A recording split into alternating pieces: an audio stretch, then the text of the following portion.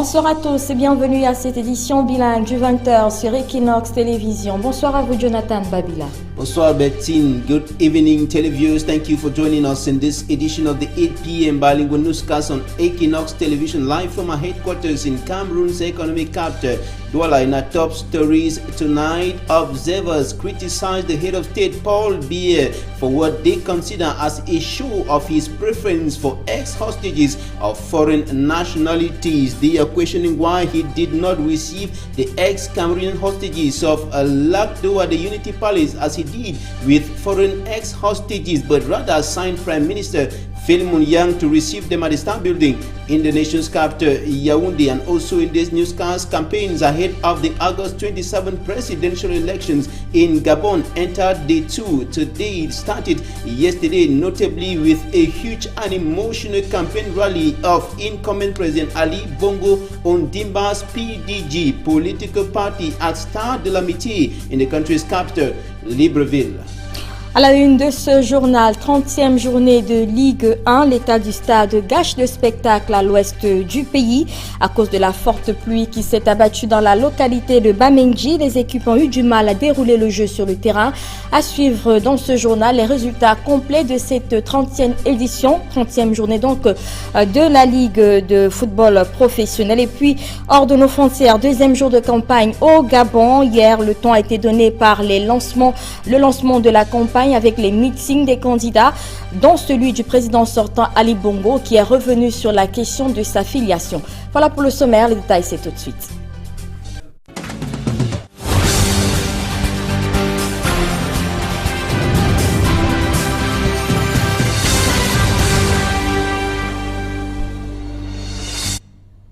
Merci à vous, mesdames, messieurs, d'être avec nous pour cette édition du 20h bilingue. Vous êtes sur Equinox Télévision. Nous le disions tout à l'heure, l'état du stade a gâché la rencontre à l'ouest du pays, plus précisément au stade de Bamenji, où les équipes ont eu du mal à jouer leur jeu comme il le fallait ce jour dans le cadre de la 30e journée du championnat de Ligue 1. Racing Club de Bafoussam et la Panthère du Ndé ne se sont pas exprimés à leur meilleur niveau dans ce match qui s'est achevé sur le score de 0 but partout. Les précisions avec Dallas Chana et Jean-Paul Chouyat. Tendu parmi les derbys régionaux de l'Ouest, le match Racing Club de Bafoussam Panthère du Ndé a accouché d'une souris. Un score vierge au terme du temps réglementaire. Les supporters des Humento et du Tout-Puissant de l'Ouest présents n'ont presque rien eu à se mettre sous la dent. Le beau spectacle que tous espéraient voir, complètement gâché par une aire de jeu trempée et transformée en bourbier, suite à la forte pluie tombée sur la ville en début d'après-midi. Pataugeant dans la boue tout sale comme de petits cochons, les 22 acteurs font de leur mieux pour offrir un spectacle de haute facture au public. Mais l'adversité du terrain est impitoyable. Le Racing de Bafoussam par plusieurs fois manque d'ouvrir le score. Le match était à notre portée. Comme je l'ai dit, on n'a pas retrouvé l'équipe de Racing qui a joué par exemple les 2 derniers matchs. Ça a été très difficile cet après-midi. Je pense également que c'est l'état de terrain qui ne nous a pas permis de faire le jeu. Du coup, les gars ont pris un coup sur le moral parce que ce n'est pas leur façon de jouer. Dominant la partie, le Fauve du Ndé manque de prendre sa revanche du match aller perdu 1-0 à Banganté. Il fallait que les enfants se défoncent. Ils ont tout donné. Ils ont même marqué un but malheureusement. Le jeu était légèrement hors jeu. Je crois que c'est partie remise. Donc moi, il faut féliciter les enfants. On ne peut pas cracher sur les 1 point. À 4 journées de la fin du championnat, le TPO Humanto court toujours après le maintien en Ligue 1. Pour les entraîneurs des 2 équipes, un faux pas n'est plus permis. Au classement, Racing gagne un précieux point mais fait du surplace 8e à 41 points. Les 4 dernières journées s'annoncent déterminantes pour le tout-puissant de l'Ouest. Pour se maintenir, il devra en découdre avec 3 mal classés. Bamboutos dans le ventre mou du classement, APGS à la lisière de la zone rouge, puis le premier relégable Canon de Yaoundé et un morceau dur à croquer à la dernière journée, le deuxième Coton Sport de Garoua. Côté Humento, c'est 1 point de gagné mais une place de perdu au classement. Désormais 14e à 34 points. Les 4 dernières journées s'annoncent tout aussi très difficiles pour le Fauve du Ndé. Avec à la 31e journée, un concurrent direct APGS de Mfou, 15e à 33 points. Puis le 3e Lyon Sport Academy de Bamenda. Et aux 33e et 34e journées, Panthère aura affaire à 2 équipes du ventre mou du classement. Astre de Douala et Edin Sport de la Liquier.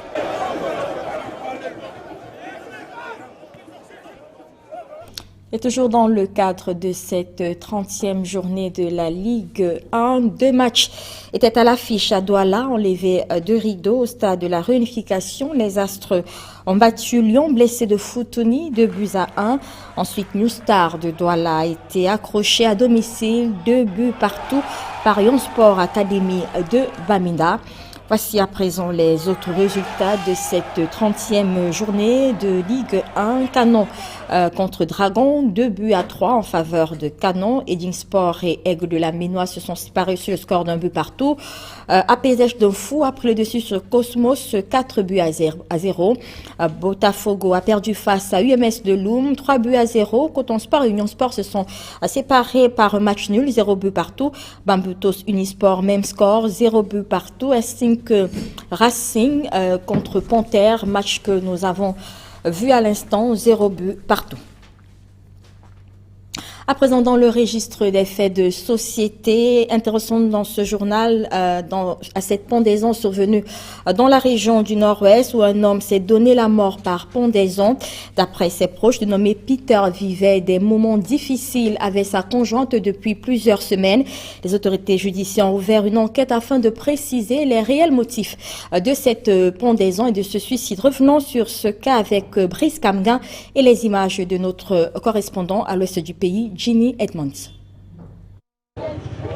Sur ces images, des habitants de Tangang, une localité située dans l'arrondissement de Bamenda 1er, département de la Mézam, région du Nord-Ouest. Consternés et dépassés par l'implacabilité des faits, chacun s'interroge. Voici en effet la triste découverte réalisée par ces populations au lever du jour lundi dernier. Le nommé Peter Shea, la quarantaine sonnée, n'a pas trouvé utile de poursuivre son séjour ici-bas. À une trentaine de mètres de son domicile, l'homme s'est donné la mort à l'aide de cette corde accrochée à l'arbre. Ce moto-taximan est le dernier à avoir vu Peter quelques minutes avant sa pendaison lundi matin. Je suis sorti comme d'habitude avec ma moto très tôt ce matin pour aller travailler. Il était environ 4h30. J'ai vu cet homme et comme il sort souvent très tôt pour aller au marché, je croyais qu'il allait au marché, mais quand j'ai klaxonné pour le porter, il n'a même pas répondu et je suis passé. Quand je reviens, j'apprends qu'il s'est pendu.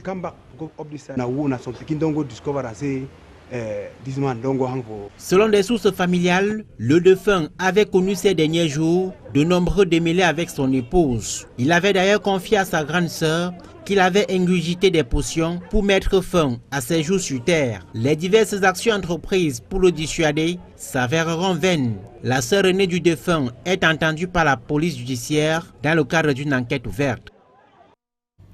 Tout à fait autre chose à présent. Les ex-otages de l'Agdo à l'immeuble Étoile, le maire Mama Abaka et ses compagnons d'infortune ont été reçus par le Premier ministre en cette fin de semaine. Philémon Yan a salué leur courage avant de leur souhaiter à chacun prompt rétablissement et bonne reprise de ses activités. Joël Essengue et Marcel Ngansop pour les précisions. C'est débordant d'énergie que les ex-otages de l'Agdo ont été reçus au nom du chef de l'État par le Premier ministre Philémon Yan. Malgré l'émotion, ils ont évoqué, non sans amertume, la triste page de leur enlèvement et de leur séjour dans l'enfer d'une bande armée centrafricaine. Nous avons été pris en otage dans la nuit du 19 au 20 mars 2015 par des hommes sans loi ni foi qui nous ont conduits en terre centrafricaine où nous avons été détenus pendant 15 mois et 19 jours dans des conditions d'excellence inhumaines, des conditions catastrophiques, des conditions horribles. C'était inimaginable. Nous avons perdu espoir même à la vie.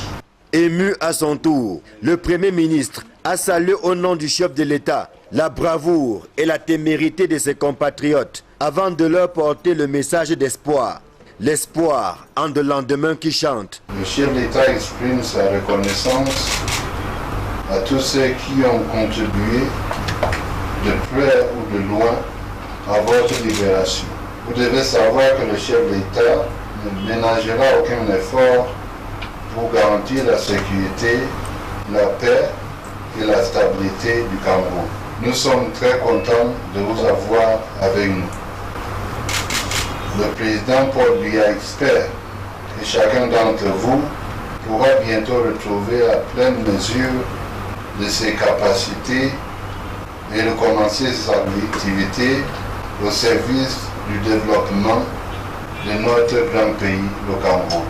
Libérés par les forces de défense camerounaises, les désormais ex-otages ont bénéficié de la plus haute attention, notamment à l'hôpital général et à l'hôpital Jamo de Yaoundé, où ils ont bénéficié d'une prise en charge médicale plus que soutenue. Dès notre arrivée ici à Yaoundé, sous haute instruction de son Excellence le Président de la République, nous avons été accueillis dans un grand centre hospitalier de la place où nous avons bénéficié d'importants soins en qualité et en quantité. Nous avons bénéficié également de plusieurs autres commodités. Cela démontre aux yeux de l'opinion nationale et internationale l'humanisme. Nous louons donc cet humanisme de son Excellence, M. Paul Biya. Les ex-otages vont retrouver une vie normale, laissant derrière eux le triste souvenir de leur enlèvement et surtout le décès de deux de leurs compagnons d'infortune. Dans la page magazine de ce journal, nous faisons ce soir un zoom sur le secteur friperie. Ces articles de seconde main qui font le bonheur de certains. Eh bien, nos reporters sont allés connaître les motivations de ces adeptes de friperie à Loum, dans le département du Mungo, où ce type de produit pilule dans les marchés. Et certains évoquent la qualité des produits proposés et d'autres le coût plutôt accessible. Le reportage est signé Jacquino Moulon et Gladys Sidje. On les retrouve partout, parfois dans les moindres recoins de nos villes et villages. Ces vêtements de solde ou déjà utilisés en provenance des quatre coins du monde échouent dans nos marchés à des prix très accessibles au grand bonheur des adeptes. Parmi ces vêtements qui s'arrachent comme des petits pains, les lingeries. Préférence entre les sous-vêtements neufs et les sous-vêtements de friperie, c'est les sous-vêtements de friperie. Et alors? Oui, parce que ça coûte plus moins cher et c'est durable. Les sous-vêtements neufs, plus souvent c'est les Chinois et ça ne dure pas. Avec la friperie, ça met long. Ce qui est neuf là, bon, tu peux payer ça cher, même à 20 000. Pourtant, tu payes la friperie à 1000 francs. La friperie va mettre long, ça peut faire 10 ans. Pourtant, ce que tu as payé à 20 000 là, ça peut faire même 2 jours. Tu payes même ça maintenant, ça se gâte. Si les sous-vêtements vendus en friperie sont de bonne qualité, ils sont nombreux ceux qui pensent qu'acheter ces sous-vêtements de seconde main, c'est tendre la main à la maladie. La friperie, elle est usée, utilisée et parfois certains gens le portent sans toutefois le laver et il apporte certains inconvénients comme des maladies, etc.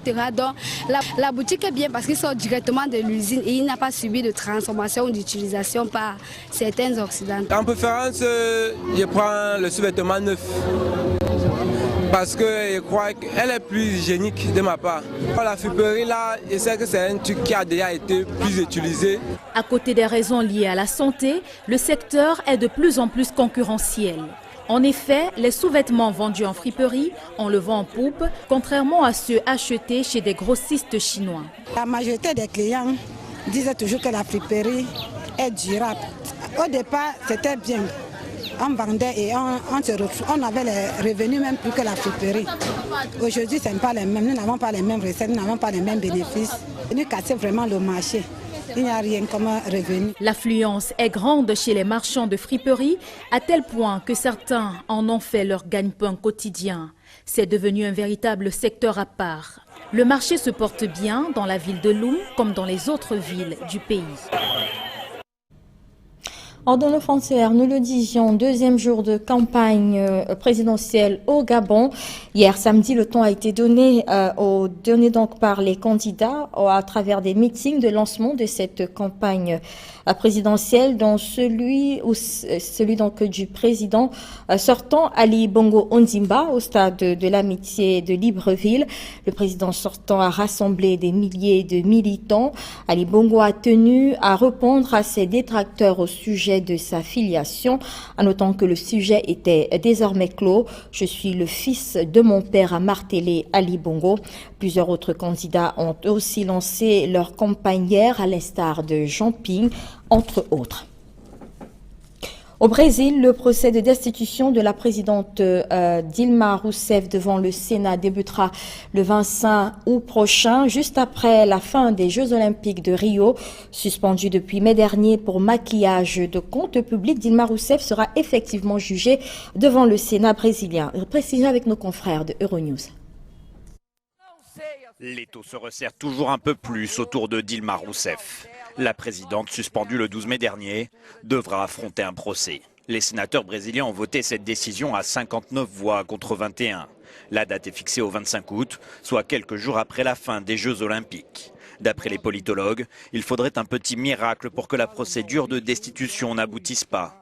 Il suffirait que 2/3 des sénateurs votent en faveur de sa destitution pour que son sort soit scellé. Ce sera alors la fin de 13 ans de gouvernement du Parti des travailleurs, symbole de la gauche latino-américaine. Une fin de règne ou plutôt un coup d'État légal pour une partie de la rue brésilienne. Malgré les Jeux Olympiques, les manifestations contre le président par intérim de droite Michel Temer continuent. Le principal syndicat du pays a appelé à manifester mardi contre sa politique d'austérité. Voici la seconde partie de ce journal avec vous, Jonathan Babilard. Bonsoir une fois encore.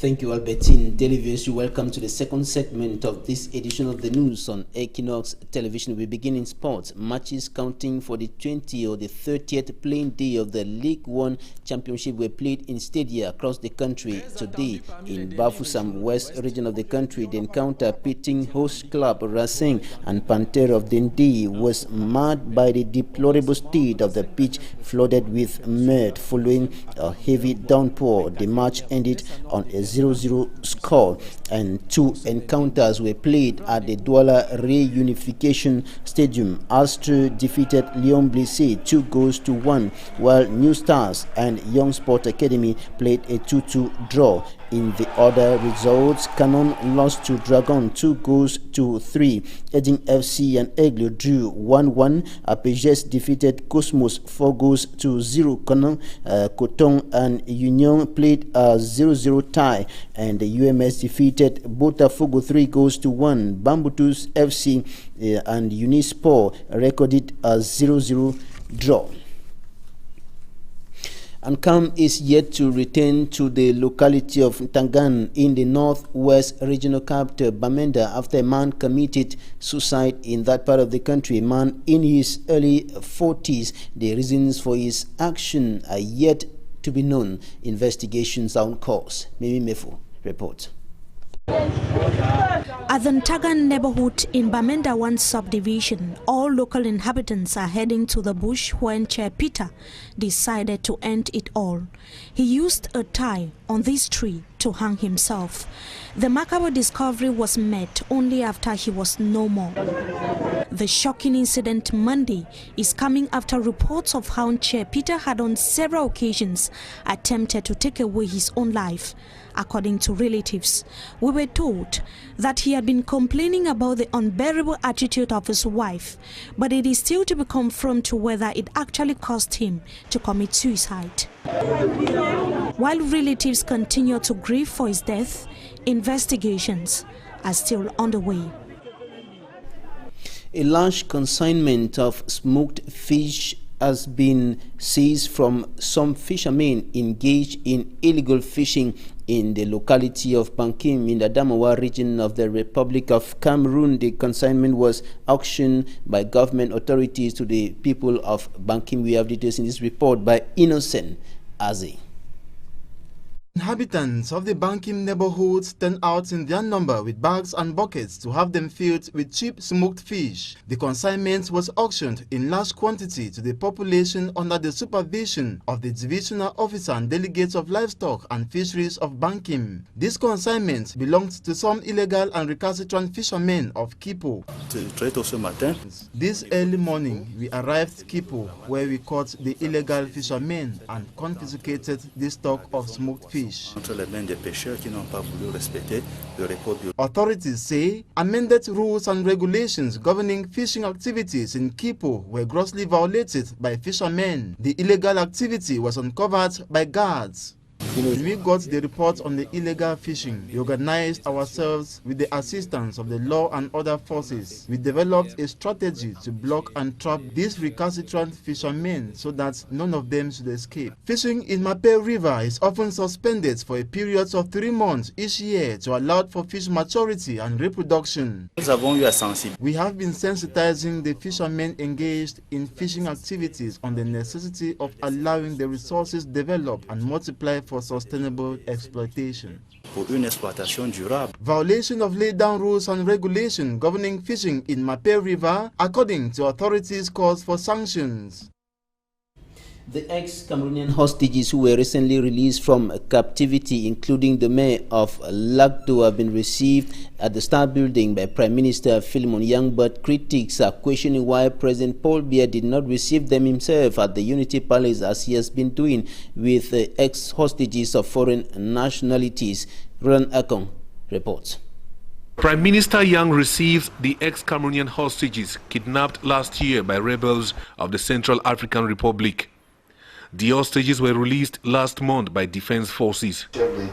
The PM says he receives the ex-hostages on behalf of the head of state, who praises the courage of the ex-hostages and expresses gratitude to all those who contributed for their release. The mayor of Lagdo gives an emotional account causing drop to jaw on what happened the night they were kidnapped. We live in Bertois to Garwambulai, and at 10 o'clock the night, we have been taken by these criminals, and we have made 12 different places since the 15 months we have said in Central Africa, and it's horrible. He also weighs in on the pain and anguish they faced while in captivity, that they lived in squalid conditions and risked their lives. It is inimaginable. We have 1 liter of water for 2 persons a day. We eat 1 time in the day at 2 o'clock. We have the feet is a chain, and we have the eyes. We've also, since 10 months, the eyes with blindfold.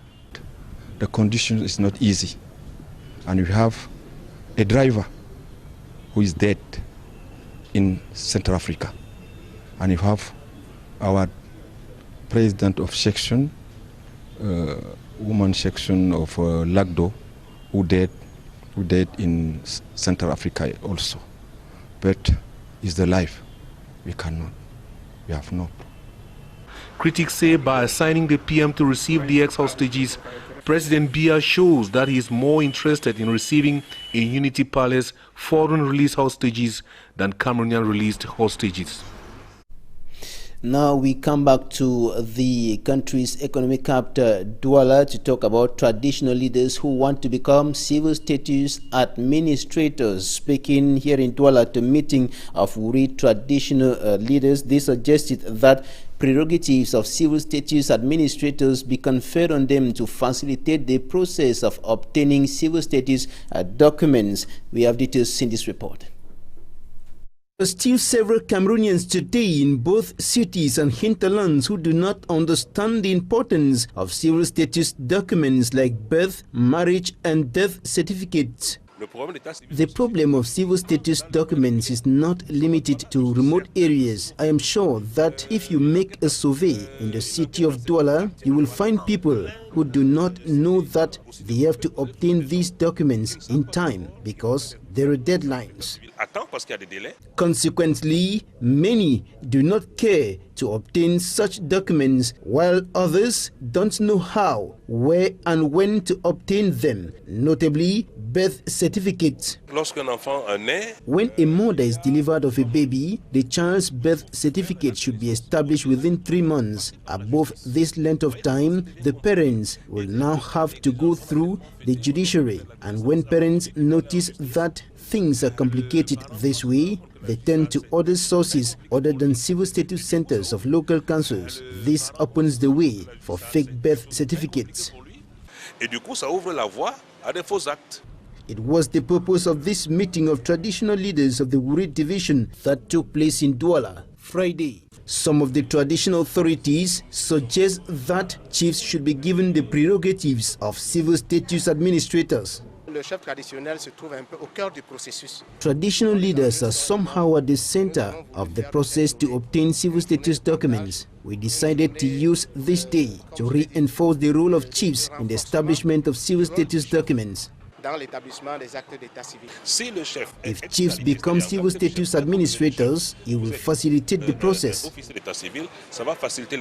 The Association of Traditional Leaders of the Wuri Division is breaking new grounds to ensure that subjects are well edified on the importance of civil status documents to children, their parents, couples, and families at large. Some 75 recently promoted police officers have been awarded epaulets in the Southwest Regional Chief Town, Buea. The colorful epaulet award ceremony was presided at by Southwest Governor Bernard Okalia Bilai. We have details in this report by Derek Jato. 10 a.m. Friday, August 12, 2016. In a pure military style, the Southwest Governor, Mr. Bernard Okalia Bilai, makes his entrance at the Independence Square in Buea to officiate the Epaulet Award ceremony of some newly promoted police officers of the region.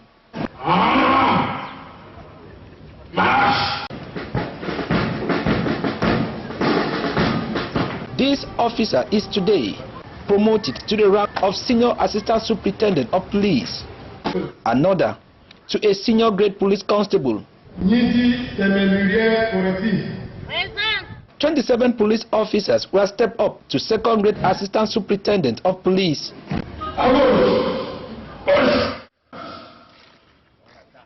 And 46 to senior inspectors of police, giving a total of 75 laureates.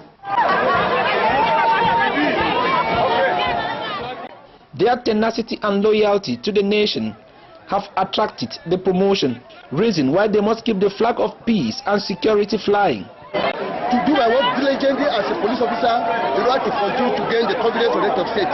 We thank the head of state for upgrading us. Yes, we are not going to fail you. And the commander of the ceremony was Commissioner Nana Ngonga Roger Sylvain, First Assistant Jamie Commander of the Southwest Region, who doubles as the Commissioner of Moliko Police Station.